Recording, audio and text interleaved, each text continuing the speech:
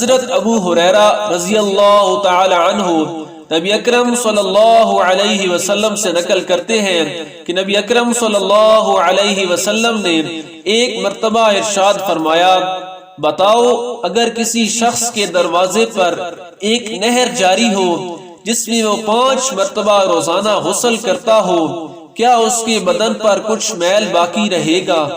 صحابہ نے عرض کیا، کچھ بھی باقی نہیں رہے گا۔ نبی اکرم صلی اللہ علیہ وسلم نے فرمایا، یہی حال 5 نمازوں کا ہے کہ اللہ ان کی وجہ سے گناہوں کو زائل کر دیتے ہیں۔ حضرت جابر رضی اللہ تعالی عنہ نبی اکرم صلی اللہ علیہ وسلم کا ارشاد نقل کرتے ہیں کہ 5 نمازوں کی مثال ایسے ہے کہ کسی کے دروازے پر ایک نہر ہو جس کا پانی جاری ہو اور بہت گہرا ہو، اس میں روزانہ 5 دفعہ غسل کرتا ہو۔